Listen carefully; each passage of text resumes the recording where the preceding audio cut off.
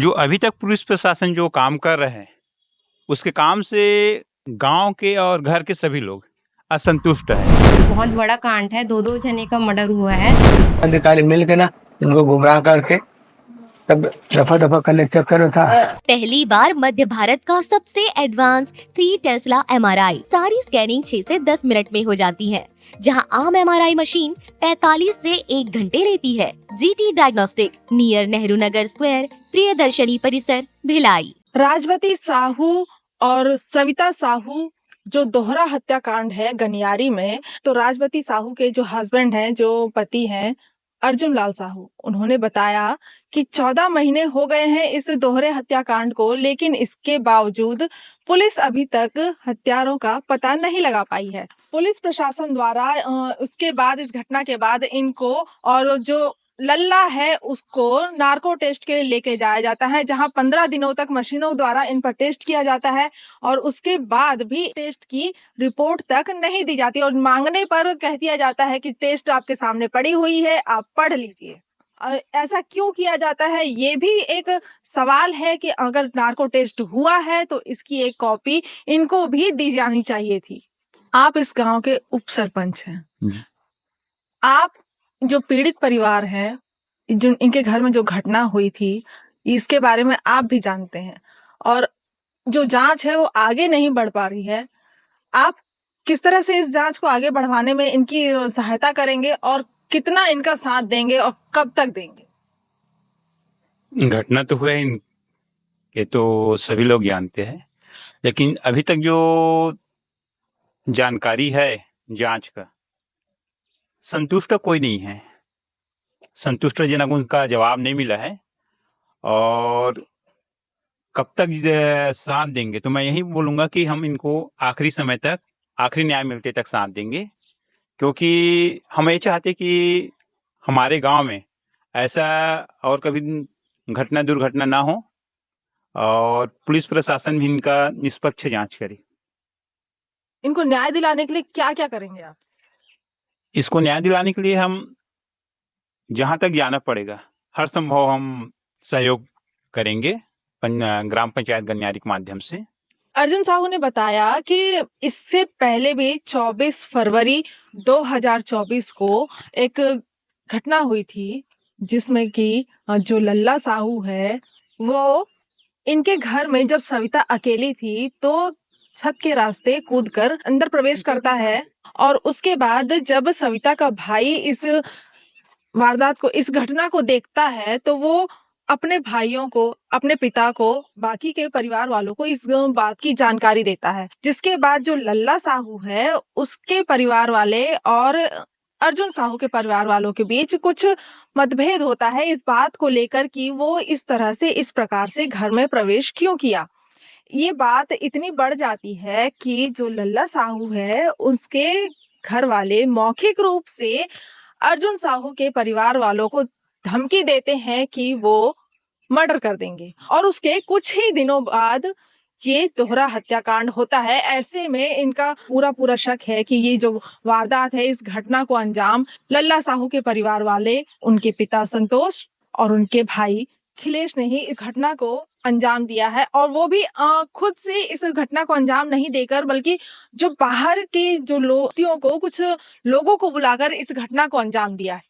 इस घटना में जांच को लेकर आपकी क्या राय है? हमारी ये राय है कि हमारे दादी और बहन का जो भी कातिल है अभी तक तो अच्छे से नहीं ढूंढ पाए हैं, अच्छे से ढूंढना चाहिए उन लोगों को और उन लोगों को जेल की सलाखों के पीछे डालना चाहिए। और इतना भी अभी से अच्छा से कार्रवाई भी अभी भी नहीं चल रहा है, करना चाहिए शासन को। कोई छोटा मोटा ये हुआ कांड नहीं है, बहुत बड़ा कांड है, दो जने का मर्डर हुआ है, तो अच्छे से कार्रवाई करना चाहिए, कड़ी कार्रवाई करना चाहिए। गनियारी में हुए दोहरे हत्याकांड मामले में अभी तक पुलिस को ना तो कोई सबूत मिला है, ना ही ये जो जांच है वो आगे बढ़ पाई है। ऐसे में जो मृतका है राजवती साहू, उनके बेटे निर्मल साहू का इस मामले में, इस जांच को लेकर क्या राय है इनकी, वो आइए इन्हीं से जानते हैं। बताएंगे जो घटना हुई है जी उसमें अभी तक जांच आगे नहीं बढ़ पाई, आप क्या चाहते हैं? हम लोग यही चाहते हैं सर कि अभी तक इसका जांच मतलब जांच तो चल ही रहा है निरंतर, लेकिन अभी तक कोई मुजरिम पकड़ाया नहीं है सर। आपका नाम बताएं पहले। मेरा नाम मसूनी साहू है। मैं सविता का पिता हूँ। राजवती मेरे माता है। आज इतना दिन हो गया है कि 14 महीना 12 महीना हो गया है, आज तक ऐसे बड़ा बड़ा मुजरिम पकड़ाया गया है। लेकिन ऐसे मेरे कौन सी जो चीज है कि आज तक पकड़ाया नहीं है? पकड़ाना चाहिए, क्यों नहीं पकड़ा रहा है? इतना देरी क्यों हो रहा है? हाँ? सब बड़ा बड़ा मुजरिम पकड़ा रहा है, चोरी करा वो भी पकड़ा रहा है। ये तो बड़ा बड़ा केस हुआ है मेरे यहाँ, मेरी माता और मेरी बेटी के। मेरा भी आत्मा कैसे मानेगा? मैं क्या समझूंगा? है वो पुलिस वाले को भी मदद मांग रहा हूँ। उन लोग क्यों लेट कर रहे हैं? क्या कर रहे हैं वो लोग? सबूत क्यों नहीं ढूंढ रहा है? उनका काम है सबूत ढूंढना, था मेरा काम तो थोड़ी है। इसमें देरी जो कर रही है पुलिस जांच में, उसको लेकर क्या कहेंगे? उनको क्या पुलिस जांच नहीं करना चाहती है? जबकि 8 जैसा कि अर्जुन जी ने बताया कि 8 आवेदन वो अभी तक दे चुके हैं इस जांच को आगे बढ़ाने के लिए, जांच आगे बढ़ाने की मांग करने के लिए। 8 आवेदन देने के बाद भी क्या पुलिस इस और कोई ध्यान नहीं दे रही है? कहाँ ध्यान दे रही मैम? ध्यान देता तो कुछ होता हमारा। आज जब भी आ रहा है पुलिस वाले भी आता है, आकर पूछताछ करके फिर चला जाता है। अच्छे से जांच क्यों नहीं हो रहा है भाई? हम भी तो इंसान है ना। हमारे लिए कौन से ऐसे एकदम हर चीज कानून दब के हम लोग को दब के जीना पड़ रहा है? हम लोग को भी न्याय मिलना चाहिए ना। अब हमारे अलग अलग फीलिंग भी होता है ना भाई। भाई इतना दिन क्यों लेट हो रहा है? काहे के लिए लेट हो रहा है? हम भी तो जानना चाहते हैं ना कि हमारा घर में मर्डर हुआ है। ऐसा भी अनुमान लगाया जा रहा है कि इसमें कई लोगों का हाथ है। पहले गुमराह किया गया। अब पूरा गुमराह में चल रहा है ऐसे लगता है। मैं हमको भी कानून ही बता सकते सच्चाई क्या हो रहा है। आगे तो कड़ी से कड़ी जांच होनी चाहिए मैम कि, और अभी तो जांच है तो अच्छे से नहीं हो रहा है, और हमको कड़ी जांच चाहिए। हमको न्याय मिलना चाहिए, उन लोगों को भी न्याय मिलना चाहिए, तभी तो काम बनेगा। ऐसे में हमारा क्या होगा? हमारा तो कुछ नहीं हो। फिर हमको न्याय चाहिए, न्याय। उन लोगों को भी न्याय चाहिए, हमारी बेटी हमारी माँ की आत्मा को। गनियारी जो मामला है डबल मर्डर का 14 महीने होने के बाद भी अभी तक कोई रिजल्ट नहीं आया, कोई आरोपी गिरफ्तार नहीं हुआ है, क्या कारण? जी, गनियारी का जो डबल मर्डर केस है उसमें जिस दिन से घटना हुई है लगातार पुलिस उस पे जांच कर रही है, और जो भी संदेही हैं उसमें उनसे लगातार मनोवैज्ञानिक तरीके से एवं साइंटिफिक तरीके से भी पूछताछ की जा रही है, और हर संभव इसमें प्रयास किया जा रहा है कि मामले को जल्द से जल्द सुलझाकर जो भी इसके लिए जिम्मेदार है उनकी गिरफ्तारी की जाए। उनके परिजनों का कहना है कि जो पुलिस है वो मतलब इतने महीने हो गए उसके बाद भी ना तो वहाँ झांकने आई है, ना कोई कार्रवाई आगे बढ़ी। उनके 8 आवेदन देने के बाद भी जांच नहीं बढ़ रही आगे। जी, ये कहना बिल्कुल ही गलत है कि पुलिस उस पे ध्यान नहीं दे रही है। पुलिस जिस दिन से घटना हुई है लगातार अपने एफर्ट्स कर रही है, और संदेहों से भी लगातार हर तरीके से पूछताछ कर रही है, चाहे वो मनोवैज्ञानिक तरीका हो या वैज्ञानिक तरीका हो। जायदाद को लेकर भी हो सकता है झगड़ा उगड़ा है, उसको भी एक कारण सुने ना, वो उसी को लिखाए लोग। हम लोग जब बंटवारे में ना, तो क्या है, लाखा पड़ा है। लाखा पड़ने के बाद मंझला वाला लड़का आधा कर जमीन को बेच भी दिया है। अब इन लोगों से वही बोले कि जमीन ज्यादा है। अरे अब फिर भी इनका उस समय, जिस समय बंटवारा उस समय ना नागपुरा रोड जो है ना बिल्कुल धरसा था, रोड पर नहीं था। बराबर बंटवारा बराबर हुआ है। अब बन गया रोड ना, तब जमीन लाखों का हो गया। तब इनको हो रहा है कि लाखों का जमीन है, तो उस समय तो नहीं था। बस वही बात हुआ था, कोई बाकी से कुछ नहीं, वो उसी समय हुआ था, अभी नहीं हुआ है। उन्हीं को इन लोग लिखा है। वो लला लोग गुमराह करने हाँ, गुमराह करने के लिए पुलिस को गुमराह करने के लिए ना, ये लोग बंटवारे हुए, तो ये लोग जमीन ज्यादा है करके उनके माँ से झगड़ा होते थे, ये लोग भाई भाई झगड़ा होते थे, ऐसा सब लिखाया वो। इसीलिए पुलिस वाला हम लोग से बयान किए।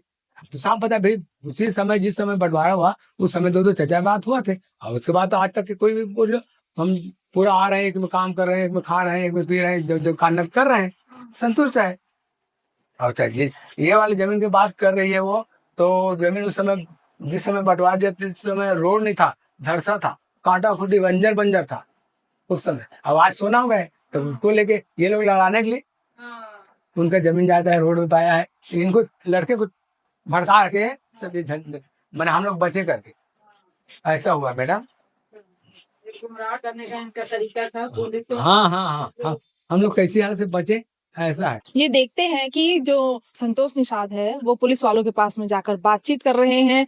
होना ये चाहिए था कि संतोष जो है पारिवारिक तौर पर ना सही, कम से कम गांव के एक नागरिक के तौर पर इनके घर में आकर इन्हें सांत्वना देनी चाहिए थी, इन्हें ठाठस बंधाना चाहिए था, लेकिन ऐसा नहीं होता है और वो पुलिस वाले से बातचीत करते हुए नजर आते हैं। और यही नहीं बल्कि जब वो बॉडी को मर्चुरी लेके जाया जाता है पीएम के लिए, उस समय भी ये देखते हैं कि जो संतोष निषाद है उसका बड़ा भाई अशोक निषाद और गांव का ही एक जो सिपाही है वो पहले से ही मर्चुरी में मौजूद है। अब यहाँ पे सवाल ये आता है कि जब किसी अन्य व्यक्ति को इस घटना के बारे में नहीं पता है, उससे पहले ही मर्चुरी में मौजूद होना एक बड़े सवाल को जन्म देता है कि ये आखिर यहाँ पर पहले से क्यों मौजूद है और यहाँ पर क्या कर रहे हैं। क्या इस पीएम रिपोर्ट को बदलने के लिए ये यहाँ पर आए थे, जांच को रोकने के लिए ये यहाँ पर आए थे, या कोई और बात है। इनका कहना है कि हो सकता है इस घटना में पूरा इन संतोष निषाद के परिवार का हाथ है और साथ में ही गांव का जो सिपाही है वो भी इसमें कहीं ना कहीं मिला हुआ है।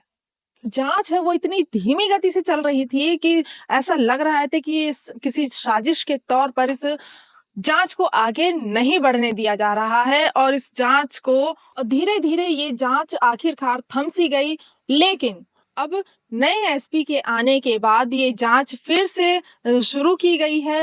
अर्जुन साहू ने बताया कि 8 दिन पहले ही जो एसपी हैं वो इनके गांव आए, इनके घर आए और पूरी घटना के बारे में पता किया और जांच को फिर से शुरू करने का इनको आश्वासन दिया है। और उन्होंने जो सबूत हैं उनके बारे में भी बताया और उन्होंने बताया कि उनकी पत्नी की हत्या है ना तो कुल्हाड़ी से की गई है ना गैती से की गई है, बल्कि इस हत्या में धारदार चापड़ का यूज किया गया है। अर्जुन साहू ने बताया कि जो निषाद परिवार है उन्होंने जो पुलिस है उसको जांच में गुमराह करने के लिए अलग अलग कहानियां बताने लग गए कि जो इनके परिवार में है वो जायदाद को लेकर, संपत्ति को लेकर विवाद है। जो इनका छोटा लड़का है वो जेल में था एक छेड़छाड़ के आरोप में, उसका भी इस हत्या में हाथ हो सकता है। कई बातें सामने आ रही थी जिससे कि पुलिस को गुमराह किया जा रहा था। ऐसा इनका मानना है कि पुलिस को इस तरह जांच से भटकाने के लिए गांव के ही लोगों ने इस तरह की बातें अफवाह में फैलाई थी ताकि जो पुलिस की जांच है वो दूसरी ओर चली जाए और जो असली आरोपी हैं, जो असली मुजरिम हैं, उन तक पुलिस ना पहुंच सके। ऐसा ही हुआ कि जो पुलिस की जांच है वो कहीं ना कहीं भटक गई, दूसरी ओर चली गई और आज तक 14 महीने होने के बाद भी इनको न्याय नहीं मिला है, आरोपी पकड़े नहीं गए हैं। और इनका यही कहना है कि जो जांच है वो निष्पक्ष हो, इनको न्याय मिले। जो इनके घर में जो दोहरा हत्याकांड हुआ, जो इनके जीवन की संगनी थी, जो बुढ़ापे में इनका साथ देने वाली थी, आज ये बिल्कुल ही अकेले हो गए हैं। और जो इन पोती थी, नातनी थी, वो भी एक नया जीवन शुरू कर सकती थी। उसका भी कई सपने रहे होंगे, इनके भी कई सपने रहे होंगे अपनी नातिन को लेकर के कि किस तरह से उसको आगे बढ़ाया जाएगा। तमाम तरह की इनकी ख्वाहिशें रही होंगी अपनी नातनी को लेकर, अपने भविष्य को लेकर, अपनी जीवन संगनी के साथ अपना बुढ़ापे को गुजारने को लेकर। लेकिन सारे सपने, सारी ख्वाहिशें धरी की धरी रह गई। ये दोहरा हत्याकांड इनके जीवन में एक बड़ा अंधेरा लेकर आया है और आगे ये जांच कहां तक जाती है, नए एसपी के आने के बाद ये जांच रुख बदलेगी, किस तरह से इनको न्याय मिलेगा, आगे ये सब जानने के लिए देखते रहिए तीरंदाज। स्पर्श मल्टी स्पेशलिटी हॉस्पिटल अब दे रहा है फुल टाइम विशेषज्ञों की देखरेख में सर्वश्रेष्ठ NICU एवं PICU की सुविधा, यानी नवजात एवं बच्चों की गंभीर बीमारियों का इलाज अब आपके अपने शहर में, साथ ही न्यूनतम दर पर हेल्थ पैकेज की सुविधा। स्पर्श मल्टी स्पेशलिटी हॉस्पिटल, एक एहसास अपनेपन का।